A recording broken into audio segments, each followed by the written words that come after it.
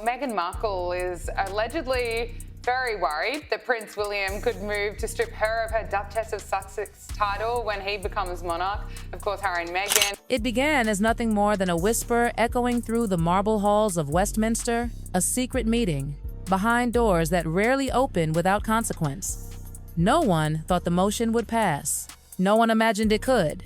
And yet, at exactly 10:04 a.m., the unimaginable happened. An official notice with the government wire, cold and clinical. His Royal Highness Prince Henry Charles Albert David, Duke of Sussex, is hereby stripped of diplomatic immunity under the Crown Protection Act of 1968. 43 words, just 43, but they exploded across Britain like a bomb. Inside Parliament, you could have heard a pin drop. No applause, no outcry, just stunned silence. Members of Parliament froze mid-breath, eyes locked on their glowing phone screens as those devastating words scrolled across. Outside, chaos. Reporters scrambled for airtime. Headlines crashed like thunder. Parliament revokes immunity. Sussex no longer protected. Royal commentators practically tripped over each other, trying to explain what this meant and what it didn't. But deep inside the Foreign Office, lights flickered on across departments.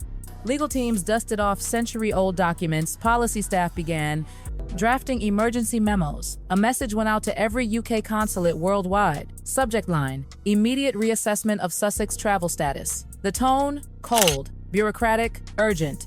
Across the ocean in Montecito, it was still night. Phones buzzed silently on bedside tables. Then came a message, short, brutal, and in all caps: he's lost immunity. Harry was already awake. Someone from inside Westminster had tipped him off hours before the world found out. He stood at the window, the glow of his phone lighting his face.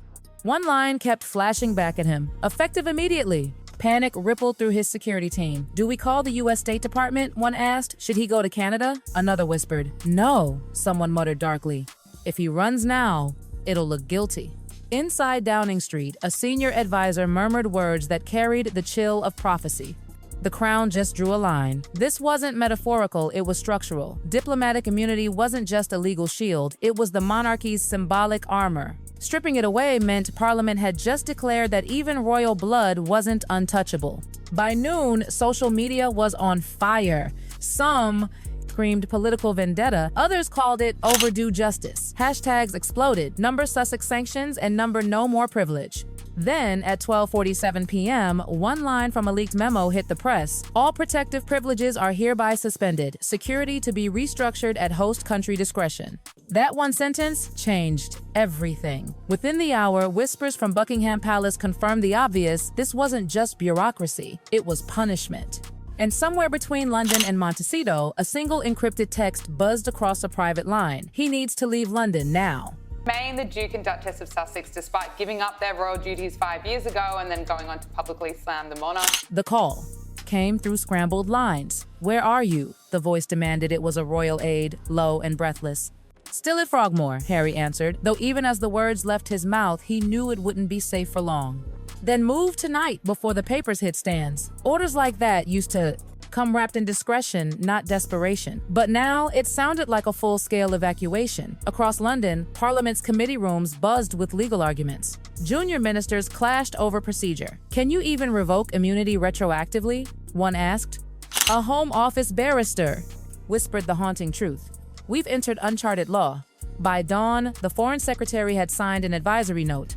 The words were poetic, but the meaning was hammer hard. Any privileges associated with diplomatic status for the Duke of Sussex are no longer recognized under international convention. Inside Harry's temporary office, aides flitted between screens, some drafting statements, others shredding old memos. The mood wasn't fear anymore, it was disbelief. The impossible had become procedural. What about California? One advisor asked.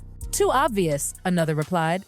Canada? Someone offered. Still under the Commonwealth, came the answer. A pause. Then where? Somewhere quiet, a voice finally said. Across the Atlantic, Meghan was mid-Zoom call when her assistant whispered, "They did it." She froze. Her face didn't move, but her eyes said everything. She inhaled deeply and replied, calm but cold. Then we play it like chess, not checkers. Meanwhile, deep within the Foreign Office, analysts began calculating fallout extradition laws, asset exposure, subpoena reach. Buried in a confidential memo was one terrifying line: revocation exposes private financials and communications under existing litigation. Translation: everything could now be subpoenaed. By 9 a.m., opposition MPs were calling the whole affair constitutional theater masquerading as reform, but even critics had to admit it was a masterstroke. Parliament had reclaimed power, thought untouchable. Online, the digital storm split in half. Number Royal Accountability and Number Protect Harry trended side by side. Commentators compared it to the Wallace-Simpson crisis. Others called it a Brexit of bloodlines. Then, one final encrypted message from Harry's lawyer appeared. Assets at risk.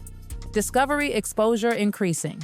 Delete nothing. Prepare for subpoena. It wasn't dramatic, it was clinical. Yet it read like prophecy. Because somewhere, deep within a government database, a new document had been created. File, Duke of Sussex inquiry. First action, investigate. The words echoing through every newsroom that morning were identical. This is unprecedented. Professor Giles Whitford, a constitutional law scholar with 30 years of royal expertise, said it twice slowly, as if repetition could make it sink in. Within hours, news desks from London to Washington had already coined a term for the chaos: the Sussex precedent. The air outside Parliament smelled like cold rain and panic. Cameras swiveled toward Westminster, waiting for anyone to speak. The mechanism behind this decision was buried deep inside the Crown Protection Act of 1968, a dusty clause no one had ever dared to use. It allowed Parliament, under extraordinary public interest, to revoke diplomatic status granted by royal prerogative, a rule that existed only in theory until now. As one barrister put it bluntly, they've rewritten the royal firewall. Harry can now be subpoenaed, sued, even detained. Legally speaking, he's just another British citizen abroad. Across social media, the reactions split like glass. Monarchists hailed it as justice served. Republicans called it a revolution in real time. Hashtags roared: number end royal immunity, number constitutional earthquake, number Sussex precedent. Behind palace gates, aides rushed into emergency meetings. Phones rang non-stop. The king's private secretary demanded a full legal opinion. When the summary arrived, one line was highlighted in red ink. This action exposes the subject to full jurisdiction of domestic and foreign, courts. The king reportedly read it twice, then set the paper down and whispered, "So? It's begun." At that exact moment, Harry's London legal team received a sealed envelope, the first subpoena. It requested all correspondence related to U.S. charitable partnerships. Stamped. Service. Affected. Per new parliamentary order. Its legality was absolute. Its symbolism, fatal. CNN, Sky, BBC, everyone went live. Analysts speculated about asset seizures, international jurisdiction, and whether the U.S. State Department would intervene. The answers were still theoretical, but the consequences were already real. Inside Buckingham Palace, one aide whispered, "He's not under the crown's umbrella anymore. If this spreads, others could be next." Meanwhile, tabloids swooped in like hawks. The Daily Mail screamed, "Served at sunrise." The Guardian countered with, "Law finally reaches the palace." Even the cautious Times printed one icy line, "No one is above the writ." At Windsor, another envelope arrived addressed simply, "The Duke of Sussex." His aides didn't dare open it, they called counsel. When the lawyer arrived and read it, her face went pale. "They're calling for full discovery," she said quietly. "Emails, financials, internal communications, everything." In Montecito, Meghan stared at the same headlines, then slowly closed her laptop. No tears, no words, just realization. Her lawyer's phone lit up.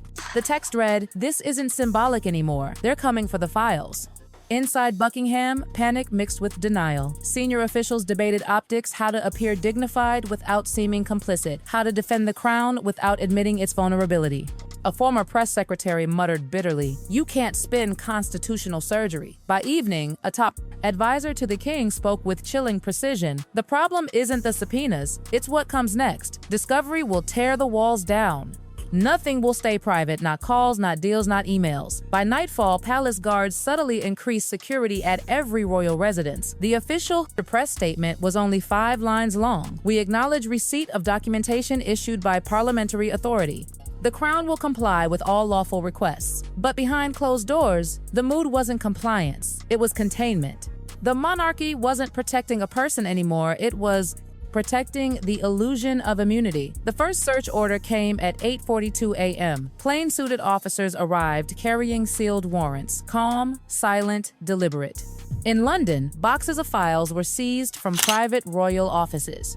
In Montecito, an American liaison hand-delivered a cooperation request under the UK-US Judicial Assistance Treaty. Inside the palace, government digital teams began cloning devices, laptops, phones, encrypted drives. The list of confiscated items was intimate and technical: iCloud backups, VPN logs, mirrored archives. To the public, it was data collection. To insiders, it was exposure. For decades, royal immunity had meant insulation from courts, scrutiny, curiosity. But now, that insulation was gone. Screens glowed with mirrored copies of emails, spreadsheets, private WhatsApp chats. One word whispered across every legal office: discovery. And then the first leak. A journalist tweeted, "Digital audit identifies communications between Sussex office and international representatives." The tweet vanished within minutes, but screenshots live forever. Tabloids ran with it, anchors speculated, and the internet erupted. In Montecito, Harry's lawyer slammed his laptop shut. "We're bleeding data," he said. His communications advisor looked up grimly. "Then plug the wound." "The wound is Parliament," came the reply. Inside the cabinet office, the forensic team briefed ministers. The final slide was simple: recovered encrypted file. Harry internal final. MP3. Status: decryption pending. The room froze. The metadata showed it was created 1 week before the immunity vote on a device linked to a Montecito IP. "What's in it?" a senior aide asked. The analyst swallowed. "We don't know, but it's labeled final." Within hours, rumors of a recording began spreading online. Nobody had heard it, yet everyone claimed to know what was inside. By dawn, every major network led with one headline: "The recording exists." Talk shows interrupted programs.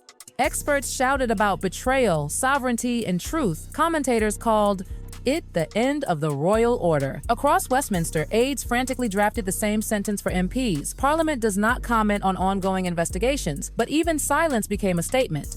And then Montecito broke its silence.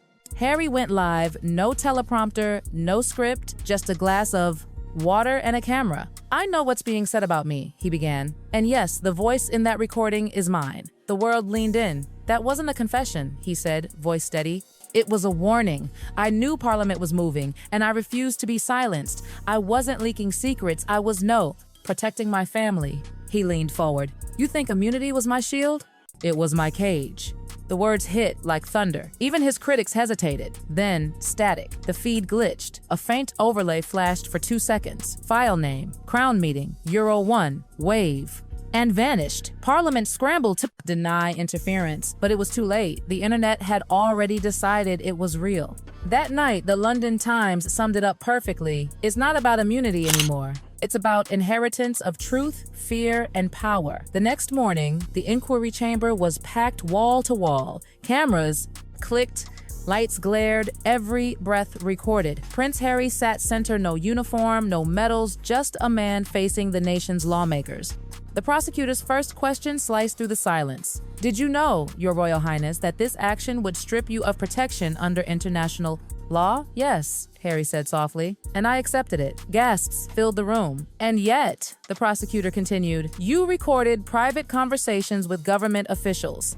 "Why?" "I recorded evidence." "Evidence of what?" Harry looked up. "Of how far they were willing to go to silence me." The gallery erupted. Then came the final blow. A new file entered into evidence. The same Crown meeting. One file that flashed during his broadcast. The transcript was read aloud. "We'll handle the Sussex matter in Parliament quietly, legally, permanently." The voice was unmistakable, a senior government official. The room went ice cold. The prosecutor froze mid-sentence. The feed cut to a recess banner, but the clip was already online, spreading like wildfire. Within an hour, the world knew. The government had engineered Harry's downfall months in advance. Crowds flooded outside Buckingham and Westminster chanting, "No immunity, no lies, no crown above the law." That night, Harry released a 6-word statement to the press. "Truth isn't treason, it's the cure." The inquiry was suspended. The Prime Minister's office went silent. And in the palace, aides dimmed the balcony lights where generations once waved to adoring crowds. For the first time in history, the monarchy wasn't untouchable, it was accountable. The final image lingered in every broadcast, a diplomatic parking space outside Westminster cordoned in yellow tape. The royal crest removed, the sign replaced with one vacant. And with that, Britain quietly closed the book on immunity.